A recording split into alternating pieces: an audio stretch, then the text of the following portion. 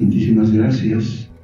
Primero que nada, la más cordial de las bienvenidas al doctor José Roberto Arce, que hoy está presente junto a nosotros para este memorable acontecimiento, la presentación del libro Obras Reunidas de Arturo Urquidi. Asimismo, quiero dar la bienvenida al magíster Freddy Villagómez, quien hará el papel de comentarista de este libro. En el primer caso, el doctor Arce es el autor del estudio introductorio. Asimismo, quiero hacer extensivo este agradecimiento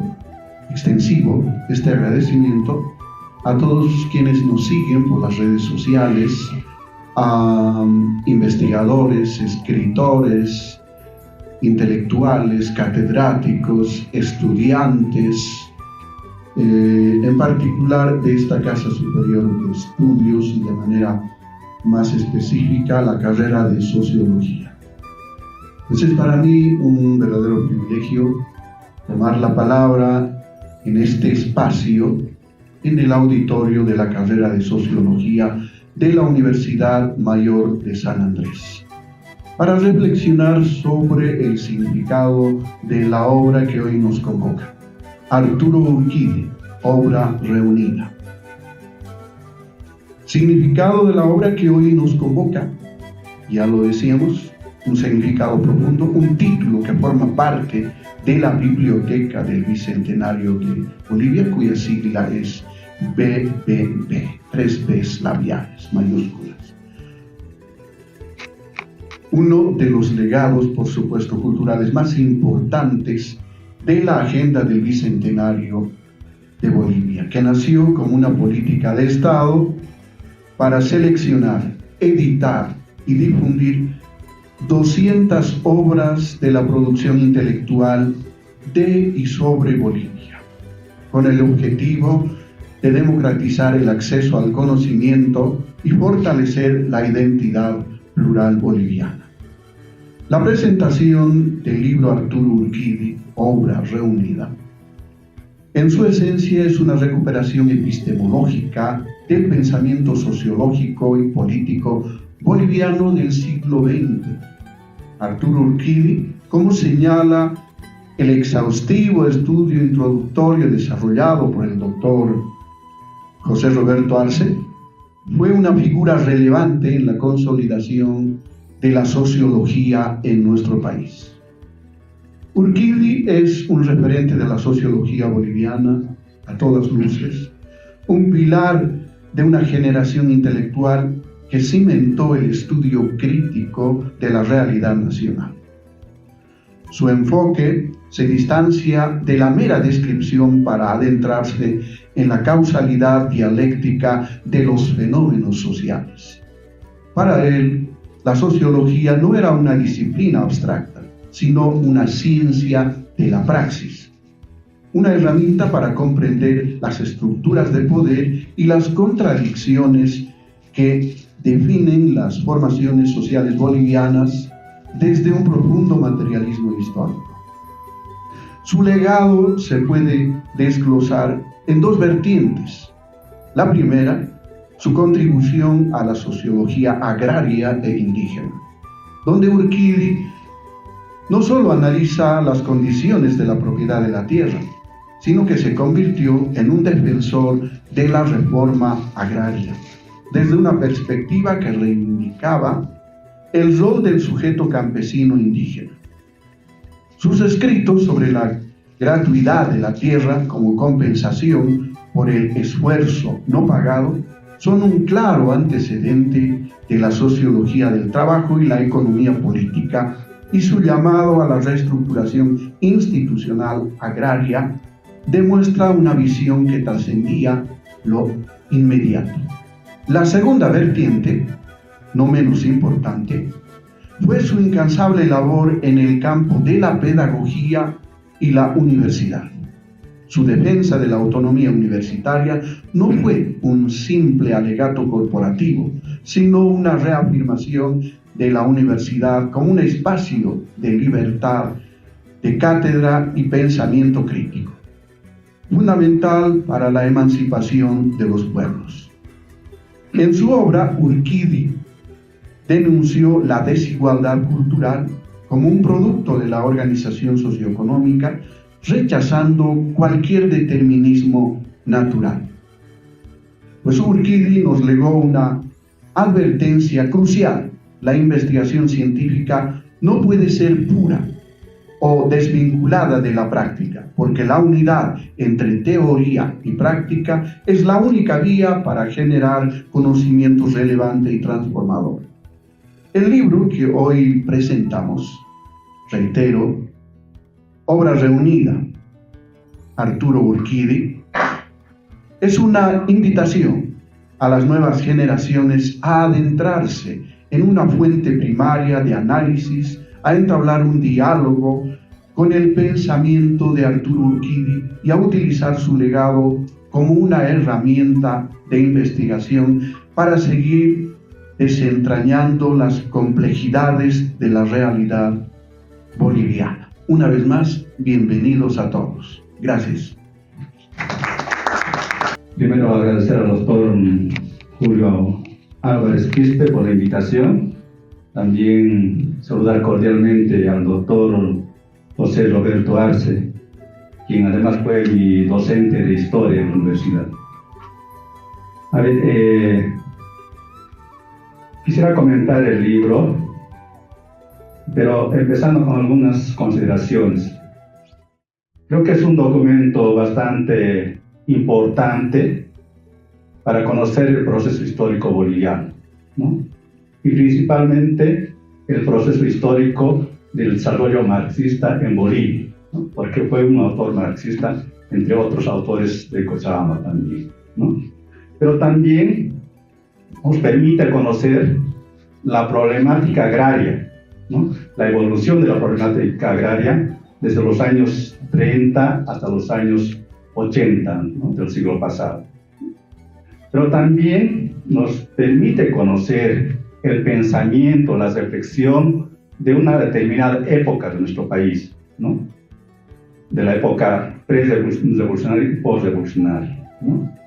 Y también creo que es importante que esta obra refleja el pensamiento, la reflexión de una época, porque Arturo Urquidi no escribe sus libros, sus documentos encerrado en las cuatro paredes de la universidad, sino más bien en interacción y diálogo con otros actores, con otros políticos, con otros académicos, ¿no?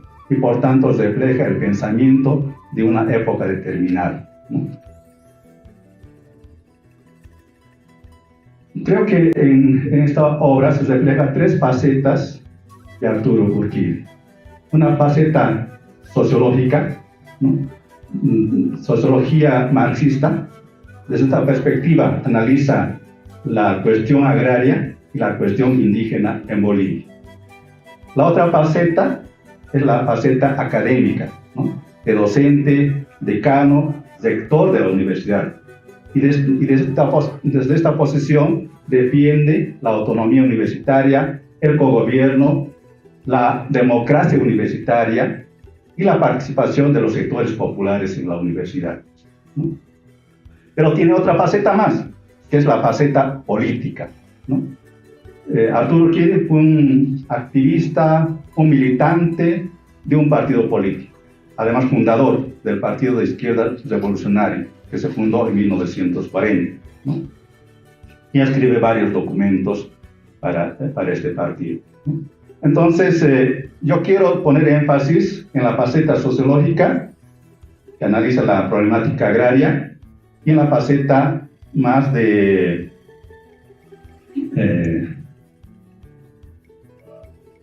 catedrático, ¿no? Esas dos facetas quiero poner énfasis. A ver, en la faceta de catedrático, docente y rector, como ya dije anteriormente, discute bastante la autonomía, el cogobierno y la incorporación de los sectores populares a la universidad. Pero previamente hay que hacer una especie de contexto para entender su trabajo.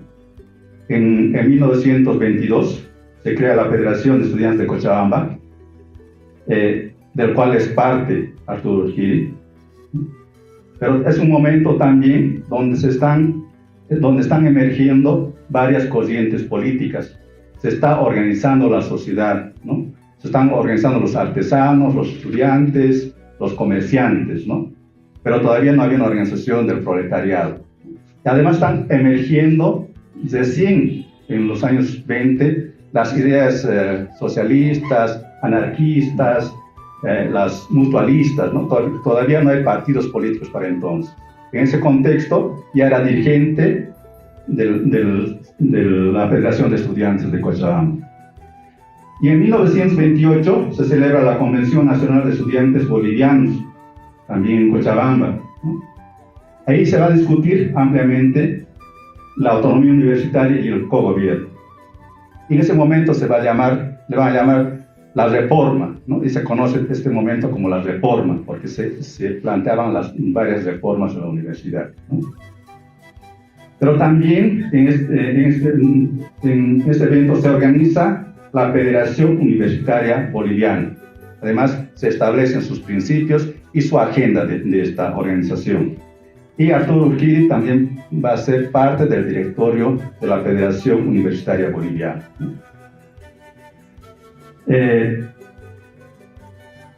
Pero también hay que recalcar que Arturo Urquidi analiza con otros contemporáneos, ¿no? Ahí está José Antonio Arce, Ricardo Anaya, que también son de Cochabamba, de la universidad. Entonces, son los tres marxistas más destacados de Cochabamba y también a nivel nacional, ¿no? Por ejemplo, en el pensamiento boliviano del siglo XX se destaca como marxistas a estos tres intelectuales, ¿no? que eran cochabambinos. Menciona, por ejemplo, que él, haciendo un poco de retrospección a la Convención de 1928, donde se discute la autonomía, dice, se discutió en un momento donde todavía no había mucha organización de los estudiantes, ¿no? No había arraigo social, va a decir. Y tampoco estas discusiones de 1928 estaban respaldadas por discusiones teóricas, ¿no? Fundamentos filosóficos, ¿no? Todavía era un espacio inicial, dice. Pero sin embargo valora porque en ese espacio se discutieron temas fundamentales de la universidad, ¿no? Entonces es un defensor de la universidad, del cogobierno,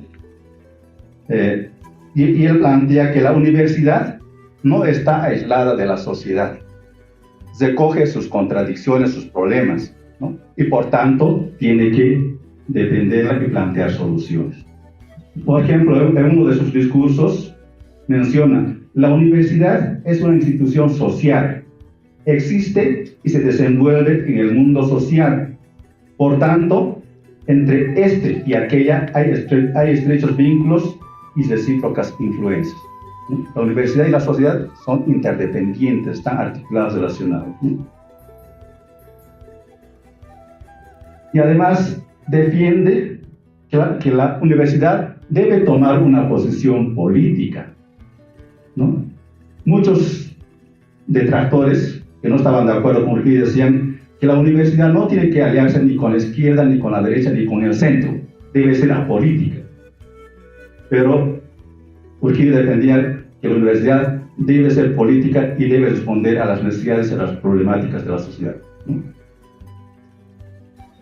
En otro documento, la universidad y la política también manifiesta en todos los países incipientes, él habla de país incipiente, porque caracteriza a la sociedad boliviana, en este caso se llama incipiente, pero caracteriza como una sociedad colonial y feudal, ¿no?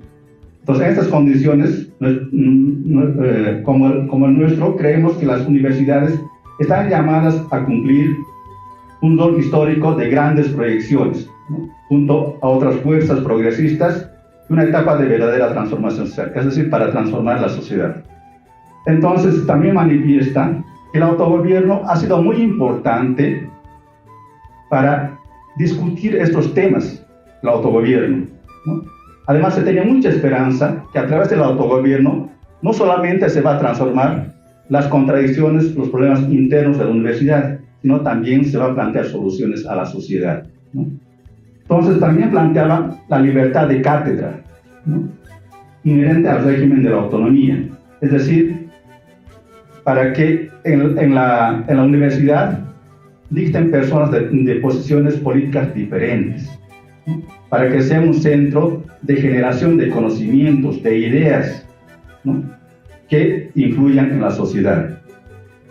Y finalmente, va a decir, después de la Revolución Nacional, después de 1952, después de la reforma agraria, va a decir, otro hecho incuestionable es la profunda influencia de las universidades autónomas en el ejercicio del campo social y en la Revolución Nacional de 1952. ¿No? Las ideas que se discutían, analizaban en la universidad, influyeron en este proceso político, ¿no? Las universidades se han convertido en los pocos inductores más activos de las ideas que han revolucionado la conciencia pública y han creado las condiciones propias para la transformación que hoy se opera en el país, ¿no? Después de la Revolución Nacional. Entonces, para concluir esta parte, Arturo Urquidi ha sido un defensor acérrimo de la autonomía, el autogobierno y la participación en la universidad de los sectores populares, ¿no? Pasando a la faceta sociológica de Arturo Urquidi, me concentraré principalmente en la parte de la problemática agraria y la cuestión indígena. Urquidi asume la cátedra de sociología en 1936, pero desde una perspectiva marxista, ¿no? Entonces, Marx influyó bastante en su formación y en su posición política. Es el sustento filosófico, no solamente de su docencia, sino también de su propia elaboración, reflexión de la realidad boliviana y la elaboración de los documentos, ¿no? Él considera, para él, el método para analizar la sociedad es el marxismo dialéctico e histórico, ¿no? Él considera que la sociedad se transforma a través de la evolución, de la contradicción entre fuerzas productivas y relaciones de producción, ¿no? Y él va a hacer mención a las distintas etapas por las que transcurrió la sociedad, las transformaciones, ¿no? Desde la etapa primitiva, esclavista, feudal, capitalista y socialista.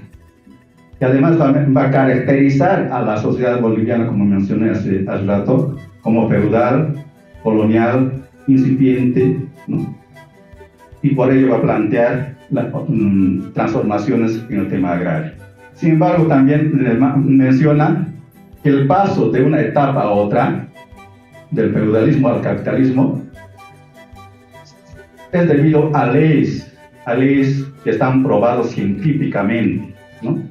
No es cuestión de voluntad, sino que son leyes objetivas, ¿no? Por ejemplo, por eso él va a plantear primero la transición del feudalismo al capitalismo, después de al socialismo. Y va a discutir mucho, por ejemplo, con los trotskistas.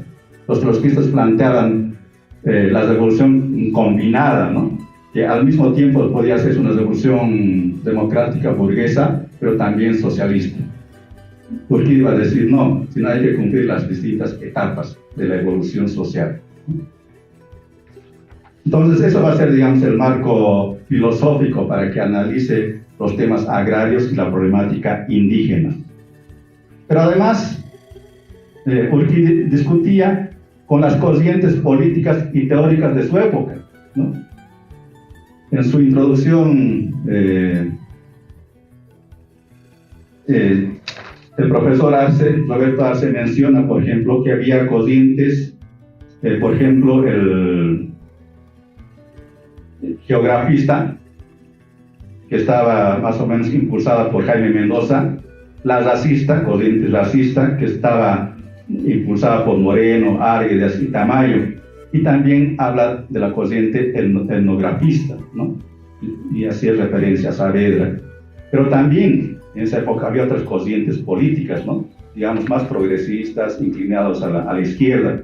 El indigenismo, que estaba discutiendo entonces, el nacionalismo, pero también el trotskismo, ¿no? Entonces, dialogaba con estas corrientes para el análisis y discusión de sus obras, ¿no? Urquidi se inclinó bastante al análisis de la problemática agraria e indígena, quizá por la situación de Cochabamba. Para entonces, en los años 30, 40, 50, en Cochabamba, se concentraban las haciendas más grandes del país, ¿no? Solamente para ponerles algunos ejemplos, había haciendas de latifundistas, de los señores feudales, pero también las iglesias tenían sus propias haciendas que explotaban a los indígenas. El municipio tenía su propia hacienda. El municipio de Cochabamba tenía una hacienda en Vacas.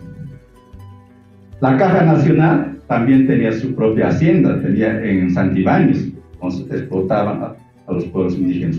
Entonces, en Cochabamba para entonces, la economía, la sociedad, la política se movía en torno a la producción hacendal. Y por tanto, ante esa presencia, las universidades tuvieron que reflexionar, analizar esta situación, cómo se salía de esta situación, ¿no? Y en ese marco se ubica Urquidi, ¿no? Roberto Arce dice, no se sabe si Urquidi era hacendado o hijo de hacendado, ¿no? Generalmente la mayor parte de ese tiempo, la clase media, eran hijos de hacendados, ¿no? La mayor parte, porque la vida económica en Cochabamba se movía en torno a la hacienda. Las comunidades, había muy pocas comunidades, ¿no? Las comunidades existían más en la región del altiplano y en las alturas. Las comunidades habían sido ya expropiadas por las haciendas, ¿no? Entonces, su primer artículo de Urquidi es Etnografía en Bolivia. Y ahí discute la problemática agraria desde una perspectiva todavía étnica, ¿no? Todavía no discute desde una perspectiva clasista, de clase. Es decir, en sus posteriores artículos va a incorporar la categoría de clase, ¿no? Aquí discute principalmente el tema del racismo, ¿no? Porque varios intelectuales o varios sectores de la sociedad planteaban la inmigración de personas europeas a Bolivia para modernizar, desarrollar el sector agropecuario, ¿no? Entonces se empieza a discutir, ¿no? Y él dice, cuestiona esto, no la inmigración, sino cuestiona que esta inmigración genere la discusión sobre el racismo, ¿no? Y él, por ejemplo, menciona, la raza es una elaboración social, y no una puramente antropológica y biológica, ¿no? No rechaza la inmigración, pero considera que ello no debe dar lugar a consideraciones racistas, ¿no? Entonces, todavía se discute desde una perspectiva étnica, cultural, digamos, la problemática indígena en los años 39 más o menos, ¿no? Luego, uno de sus libros importantes va a ser La Comunidad Indígena, publicado en 1941, ¿no? Ahí menciona que los latifundios se han formado expropiando a las comunidades indígenas y hace una historización desde la fundación de la República, indicando que había varias leyes que intentaron individualizar la comunidad indígena para que pasen a manos privadas, ¿no? Pero también considera que es una torpeza fraccionar la comunidad indígena y desconocer como una entidad jurídica. Entonces, va interpelando a las élites propietarias de entonces. Y plantea, por ejemplo, la restauración de las comunidades indígenas bajo protección del Estado. Pero además plantea aspectos más concretos, ¿no? Dice, transformar las comunidades indígenas en cooperativas agropecuarias, mecanizadas, modernizadas, ¿no?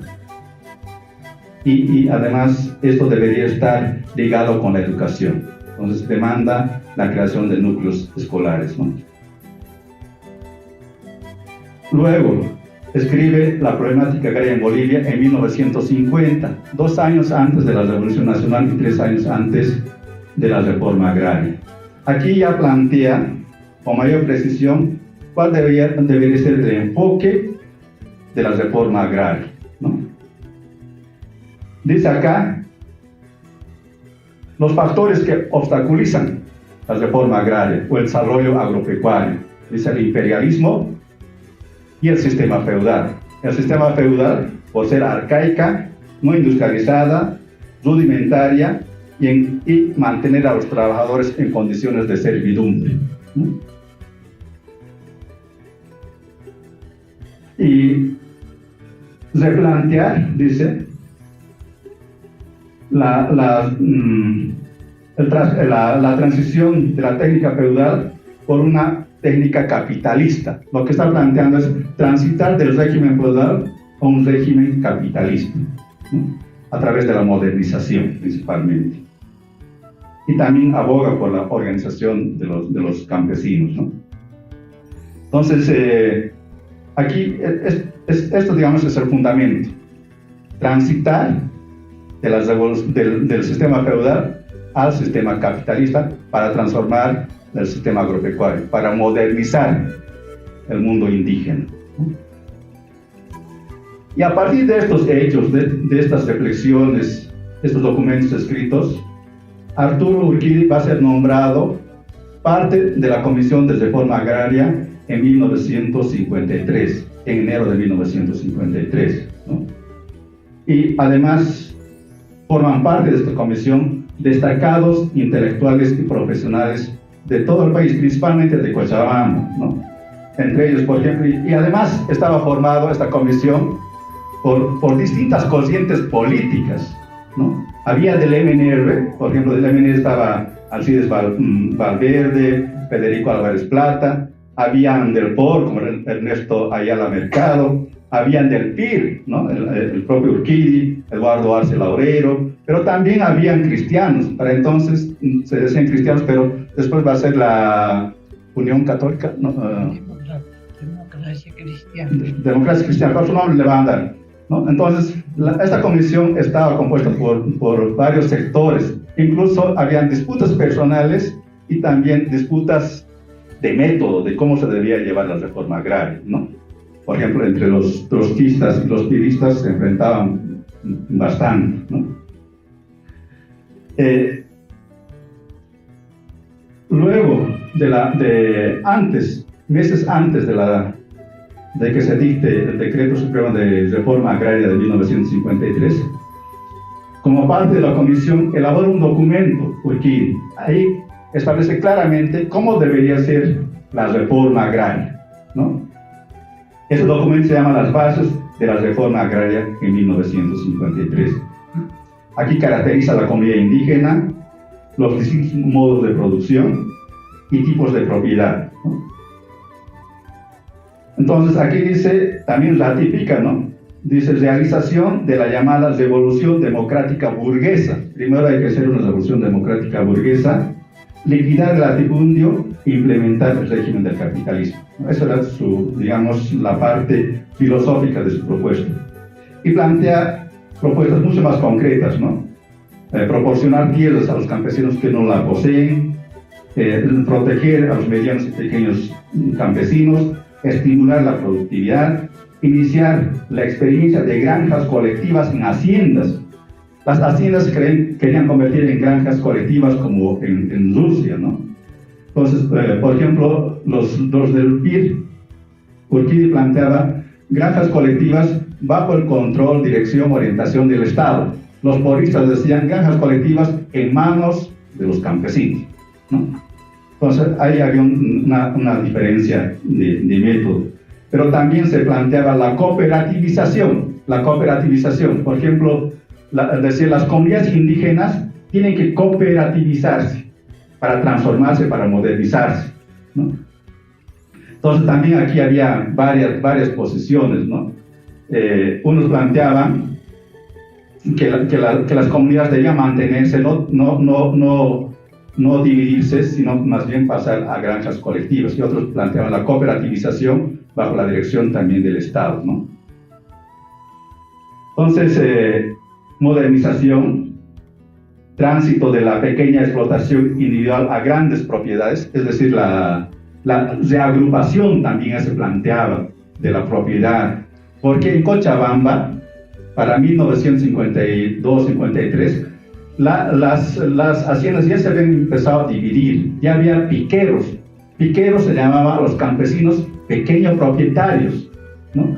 Es decir, hacendados en crisis vendían, fraccionaban sus terrenos a pequeños propietarios que tenían un poquito de ingreso, ¿no? Entonces ya se está apareciendo esto de los piqueros. Entonces ya era un problema el minifundio en Cochabamba. Entonces se planteaba el reagrupamiento, ¿no? También ya está planteando Urquidi, ¿no? Entonces, sin embargo, estas propuestas no estaban tan acordes con la realidad social, con la realidad de los campesinos, principalmente de los valles de Cochabamba.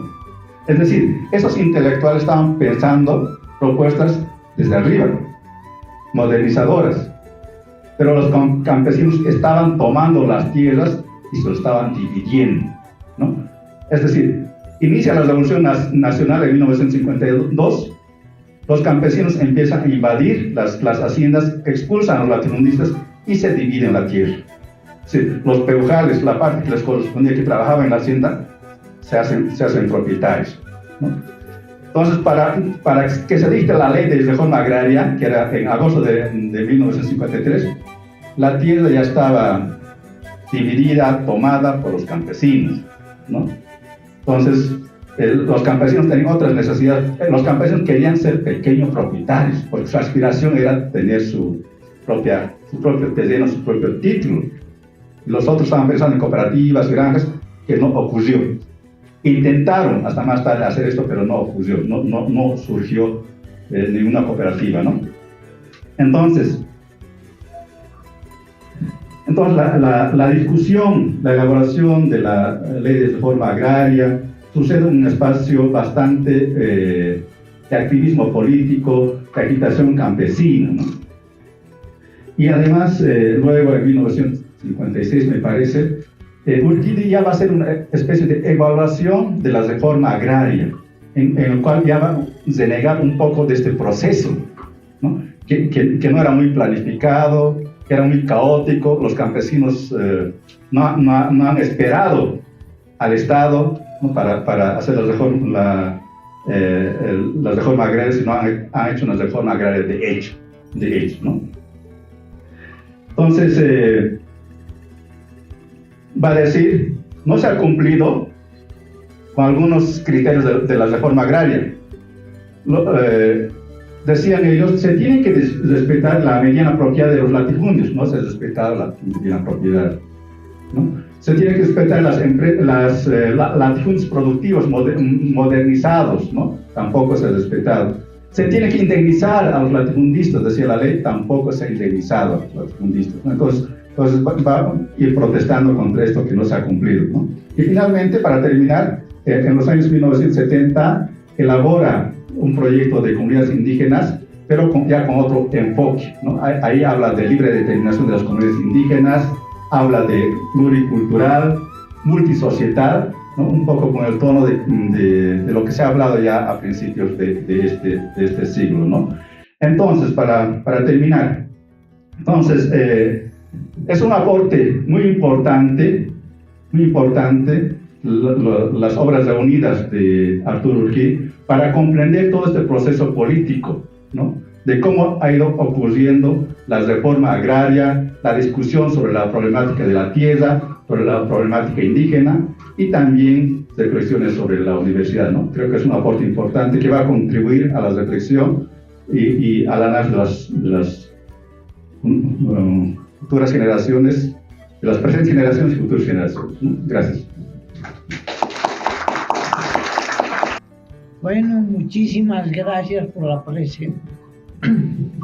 Perdonen, un saludo cordial, la volta, un abrazo para todos ustedes y muchas gracias por la presentación y por extensa exposición del contenido de esta obra que ha hecho Freddy. No sé qué más pueda agregar yo de mi parte, voy a procurar ser lo más breve posible. Unas 2 o 3 líneas de la biografía de don Arturo Urtiz. Él pertenecía a una de las familias de tradición intelectual en Cochabamba. El historiador José Macedonio Urquidi, el jurisconsulto Guillermo Urquidi, y otros de ese mismo apellido, forman parte de una especie de dinastía dentro de aquel departamento bayuno. Él nació en el año 1905, o sea, hace 120 años, y murió, si no me equivoco, allá por el 1998 o 2000. 92. 92. Bien. Él, como todos los intelectuales de su tiempo, eligió la carrera de Derecho para realizar allí sus estudios universitarios. En esa época hay que comprender muy bien, no había muchas profesiones en Bolivia. Había 3 o 4 profesiones. Una, y la más letrada, era la de los abogados. La segunda era la de los médicos. Creo que la tercera podría hablarse genéricamente de los ingenieros, y la cuarta, pues, de los sacerdotes. Entonces, la intelectualidad estaba articulada con esas profesiones. Bien, entonces, un intelectual, salvo prueba en contrario, era de hecho un abogado dentro de la sociedad de aquellos tiempos. Toda la sociedad, todo grupo social se caracteriza porque cuando se producen anuncios de cambio político, económico, etc., sus miembros juveniles forman una especie de grupo generacional que va tomando para sí las reivindicaciones sociales y por tanto también impulsándolas. Esa fue la generación de 1928, llamada también generación de la autonomía universitaria. Sus miembros habían nacido entre 1900, 1904, hasta 1914, 15 más o menos, o sea, un doble grupo etario, digamos, dentro de esa generación. Bien, fue uno de los pocos izquierdistas que se enroló en la guerra del Chaco. Esa guerra que provoca y sigue provocando tantas discusiones. A los izquierdistas los trataban de desertores y los izquierdistas se defendían diciendo que ellos eran combatientes, pero combatientes contra la guerra.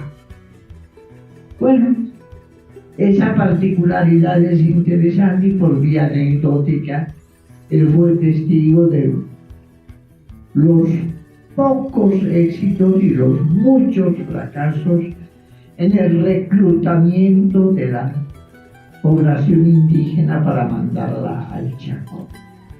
Entre las varias anécdotas, él contó una de cómo reclutaron a campesinos de Capinota, en el Valle Bajo de Cochabamba en general, los alojaron o los reunieron en una de las escuelas de Cochabamba, la escuela Carrillo, y al día siguiente no había uno solo. Todos habían fugado saltando por la pared posterior de esa escuela. Bueno, ya nos han dado datos sobre su actividad universitaria. Un poco de su ubicación dentro de las corrientes sociológicas. Ahí nuestro amigo Freddy ha destacado muy bien lo que había señalado Gustavo Adolfo Otero. Gustavo Adolfo Otero decía que en Bolivia había sociología, pero no había sociólogos. Y bueno, no había sociólogos porque todos eran o abogados o médicos o sacerdotes. Y más o menos en esa escalada, diríamos, de participación. Pero, ¿cuáles eran esas tendencias que a mediados del siglo pasado dominaban en una sociología que todavía no era profesional?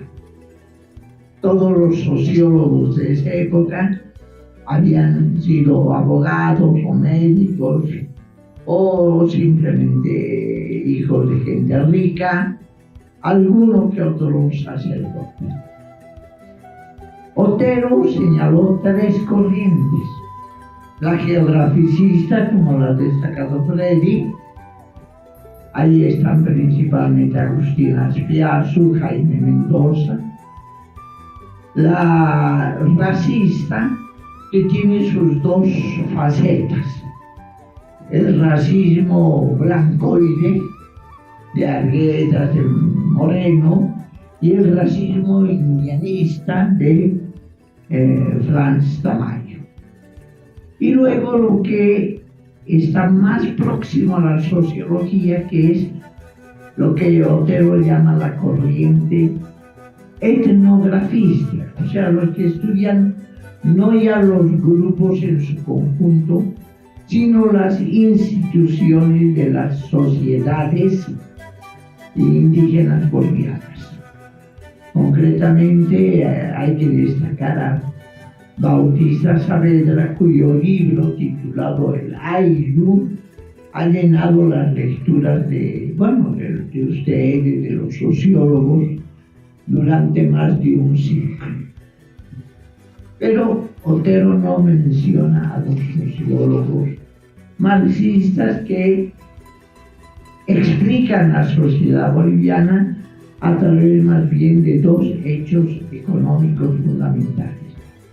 Primero, las supervivencias servidumbrales de los indígenas, y segundo, la opresión imperialista.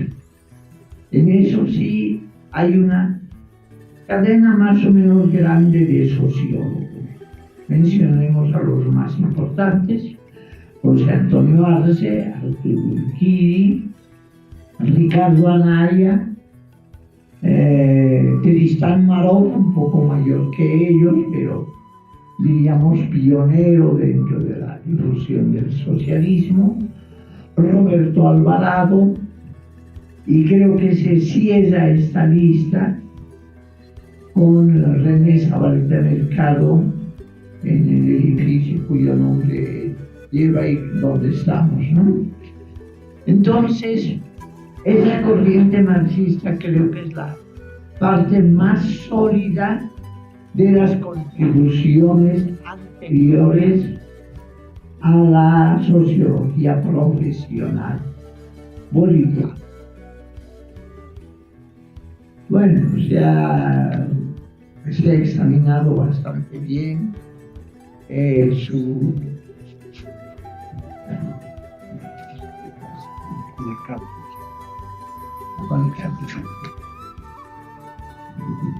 muchas gracias, pero la voy a molestar. Bueno, aquí destaquemos lo siguiente: la sociología marxista en Bolivia era un poquitín heterodoxa, porque los sociólogos marxistas de aquel tiempo tenían como único manual el de Bukhari, el materialismo histórico, y algunos ensayos de autores occidentales. No había tantos manuales que después sacó la Academia de Ciencias.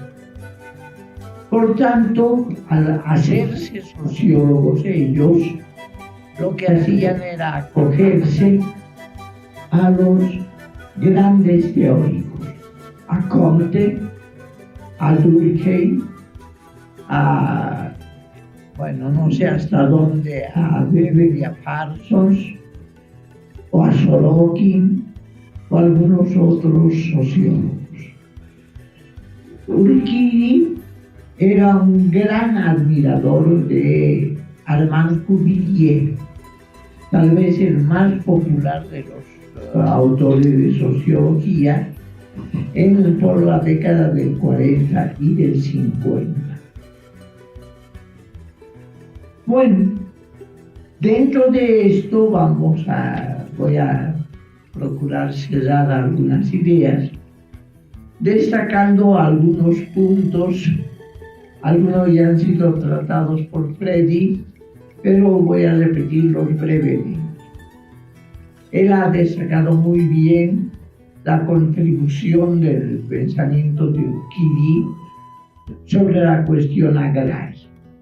Comienza en 1941 con la comunidad indígena, sigue con sus trabajos de la Comisión de Reforma Educacional y con sus trabajos sobre las comunidades indígenas de 1970. No voy a poner énfasis ni voy a repetir lo que él ya ha destacado, en el sentido de que la reforma agraria boliviana, que fue en cierto modo la reforma que puso Bolivia en el mapa político mundial, porque la gente de afuera no sabía nada de Bolivia. Pero la revolución del 52, la reforma agraria y la nacionalización de las minas, sí fueron una especie de sofocón, de terremoto dentro de los sistemas políticos. Eso después volvió a darse solo en 2 oportunidades: la presencia del Che en los años 60 y luego nuestro proceso de cambio a partir de 2005. Voy a señalar acá algo que creo que vale la pena destacar. Cuando se hablaba de la sociedad boliviana desde el punto de vista marxista, de aquellos años 50, 60 inclusive, se aludía a 2 aspectos: o el aspecto étnico, la raza, blancos, indígenas, mestizos, o la cuestión imperialista. Pero el año 1960 al 62 en realidad se publicó un libro fundamental que descubrió que en Bolivia había un doble colonialismo. Un colonialismo externo, ejercido por el imperialismo yanqui, británico, etc., y un colonialismo interno de la llamada sociedad blancoide sobre los marxistas dicen nacionalidades, no hablan tanto de naciones, nacionalidades indígenas. Con este libro, Jorge Urbano ganó un premio de ensayo en la Municipalidad de Cochabamba. En el jurado estaba don Arturo Urquidi, y yo diría que se enamoró de los planteamientos que hizo Jorge Urbano, y desde entonces, junto con él y con otros, fue de los sustentadores del colonialismo interno como parte de la realidad propia de nuestro país.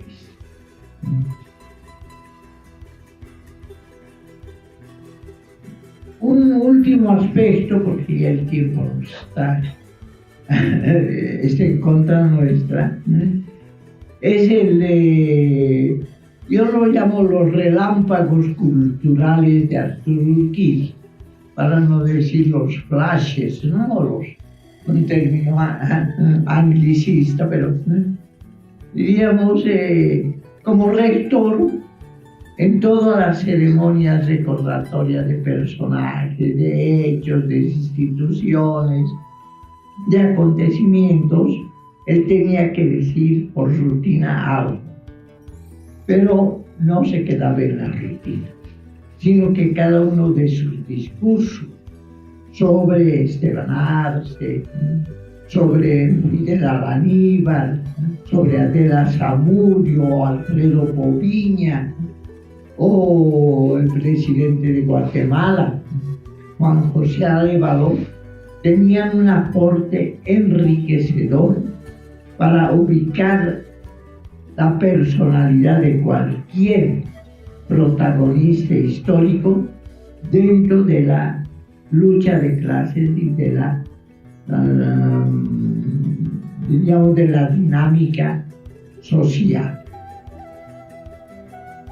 Estos aspectos, bueno, creo que ustedes los van a captar bien porque la organización que se ha hecho de los escritos de Urquiz en el libro toma estas tres líneas principales.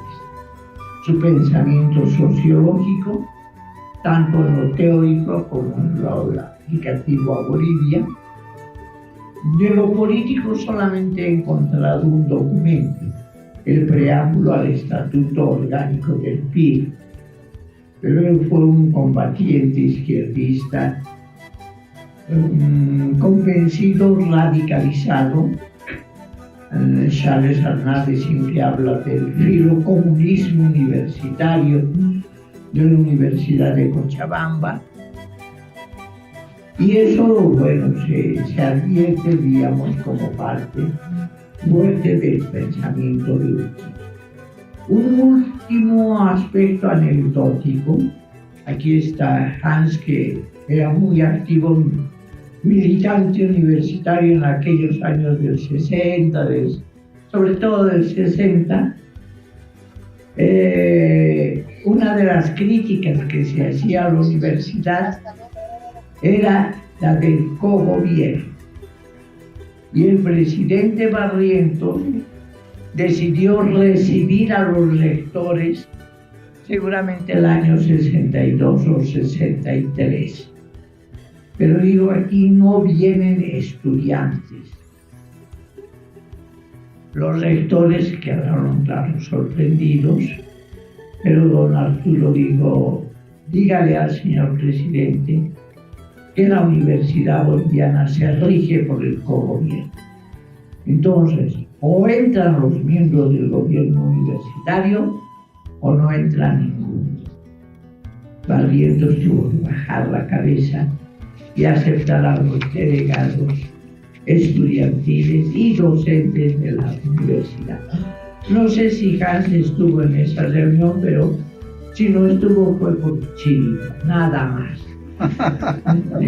Bien, yo quiero agradecer profundamente a la vicepresidencia del Estado Nacional de Bolivia, porque este proyecto de la Biblioteca del Bicentenario es algo que trasciende en mucho a una simple rutina conmemorativa. Es un proyecto nacional y ciertamente yo creo que tendría que seguirse publicando, no solo hasta llegar a los 100, sino hasta llegar a los 200 títulos. En Venezuela la Presidencia de la República hizo algo así con motivo del cuatricentenario de la Fundación de Caracas, y nosotros tenemos, no solamente podemos, tenemos que seguir llevando adelante este proyecto. Tiene que ser un proyecto nacional. Ojalá hubiesen estado acá los candidatos presidenciales y vicepresidenciales para que podamos comprometerlos en la continuidad de este proyecto. Gracias al señor director del CIS, gracias a Freddy, gracias a ustedes y ya, bueno, ya solácense con la lectura de este libro. Muchas gracias.